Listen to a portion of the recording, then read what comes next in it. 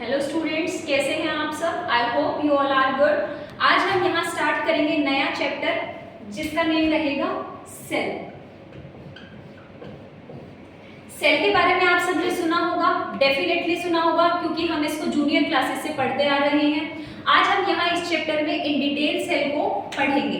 तो सबसे पहले हम क्या पढ़ेंगे कि सेल क्या होता है। तो सेल क्या होता है?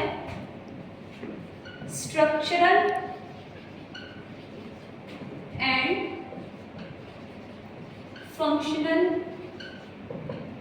यूनिट ऑफ लाइफ, जो कि एक स्ट्रक्चर भी परफॉर्म करते हैं और एक फंक्शन भी परफॉर्म करते हैं। इसके अलावा हम सेल को क्या बोल सकते हैं? Fundamental unit of life. क्या पढ़ा हमने? First point structural and functional unit of life, और सेकंड हम इसको क्या बोल सकते हैं? Fundamental unit of life. Clear? अब इसके बाद हम क्या पढ़ेंगे? सेल तो हमने पढ़ा। अब क्वेश्चन आता है कि जी सेल डिस्कवर किसने किया? सेकंड पॉइंट, यानी कि सेल को डिस्कवर किसने किया? अब सेल को डिस्कवर सबसे पहले किसने किया था? रॉबर्ट हुक ने। रॉबर्ट हुक ने किया। कब किया? 1665 में। अब 1665 में रॉबर्ट हुक ने जो सेल डिस्कवर किया, वो कौन सा सेल डिस्कवर किया था? डेड सेल को डिस्कवर किया था। डेड सेल्स को डिस्कवर किया था। अब हमारे मन में क्वेश्चन आ रहा होगा डेड सेल सुन के कि डेड सेल तो डिस्कवर किया मैम, तो फिर लिविंग सेल किसने डिस्कवर किया? तो इसके बाद नेक्स्ट पॉइंट हमारा रहेगा कि लिविंग सेल को डिस्कवर किसने किया? Discover by A.V. ल्यूवेनहोक ने किया। A.V. Stands for Anton van Leeuwenhoek. अब एंटोन वेन ल्यूवेनहोक ने सेल कब डिस्कवर किया?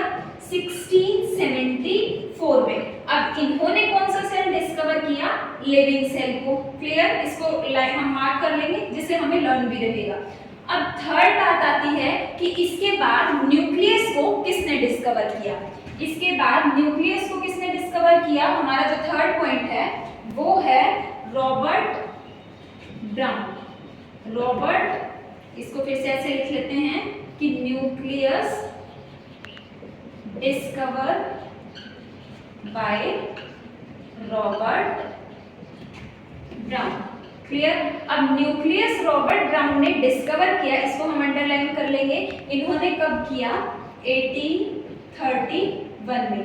क्लियर सबको? अब हमने सेल भी पढ़ा और सेल की डिस्कवरी भी पढ़ी।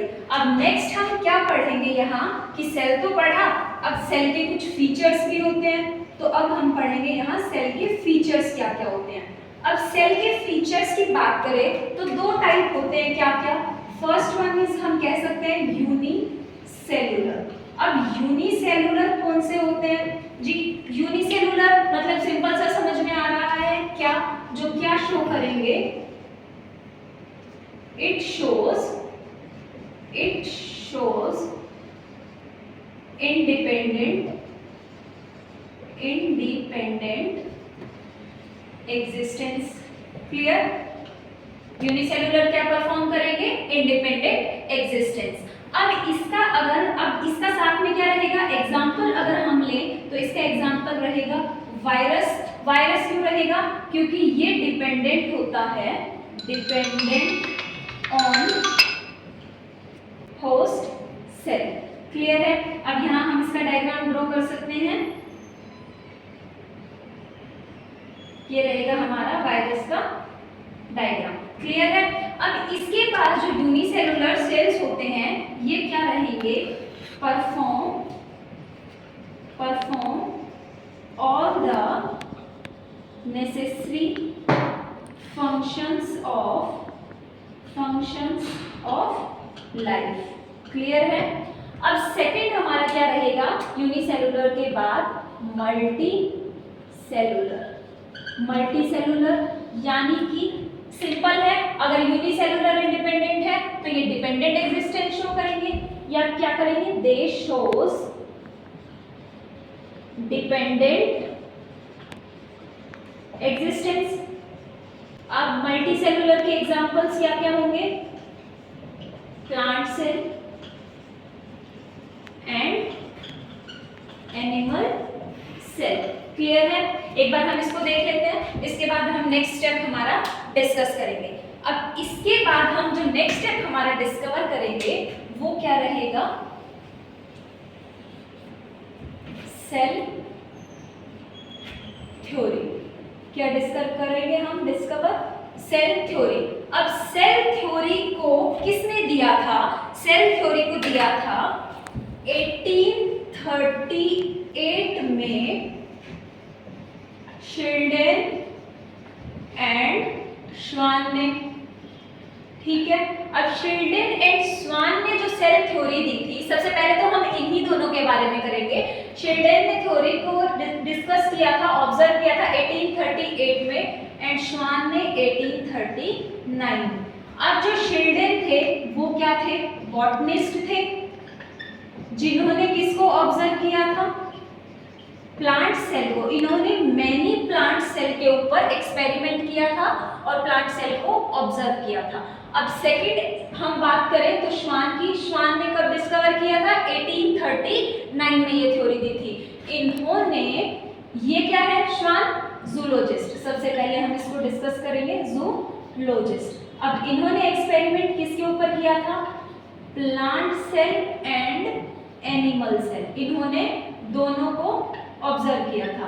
अब इन्होंने दोनों को ऑब्जर्व तो किया, थ्योरी तो दी, लेकिन इसमें क्या रहा कि ये अनेबल थे ये एक्सप्लेन करने के लिए कि फ्रॉम वेयर सेल्स कम। अब सेल्स कहां से आए, इस चीज को एक्सप्लेन करने के लिए ये अनेबल थे, इन्होंने एक्सप्लेन अच्छे से नहीं किया था। बट इन्होंने ऑब्जर्व करने के बाद क्या स्टेटमेंट दी थी कि all living organism are made up of cells. Clear है? अब ये हमने पढ़ा सेल थ्योरी के बारे में। अब सेल थ्योरी के बाद हम पढ़ेंगे मॉडिफाइड सेल थ्योरी। क्या पढ़ेंगे हम सेल थ्योरी के बाद? Modified cell theory. अब मॉडिफाइड सेल थ्योरी किसने दी थी? रुडोल्फ वर्चो ने। किसने दी थी? रुडोल्फ वर्चो ने। अब रुडोल्फ वर्चो ने एक स्टेटमेंट दी थी, ओमनिस सेलुला ई सेलुला। अब इन्होंने जो स्टेटमेंट दी थी ओमनिस सेलुला ई सेलुला, इसको अगर हम इंग्लिश में ट्रांसलेट करें, that means all cells arise from pre existing cells. Clear?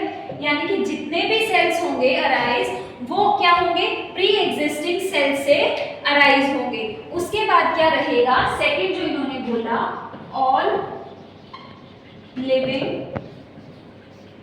Organism are made up of cells and product of cells. Clear? तो ये हमने पढ़ा मॉडिफाइड सेल थ्योरी। तो आज की हम वीडियो में इतना ही पढ़ेंगे। इसके बाद नेक्स्ट पार्ट में हम size of cells, types of cells, prokaryotic and eukaryotic 1 by 1 इन डिटेल पढ़ेंगे। आज का एक ओवरव्यू ले लेते हैं कि हमने क्या क्या पढ़ा। हमने पढ़ा जी सेल क्या होता है, सेल के फीचर्स क्या होते हैं, सेल की थ्योरी क्या होती है और मॉडिफाइड सेल थ्योरी क्या होती है। आई होप आप सबको समझ में आया होगा। आपको फिर भी कोई कंफ्यूजन होती है तो आप मुझसे any time without any hesitation पूछ सकते हैं। Thank you.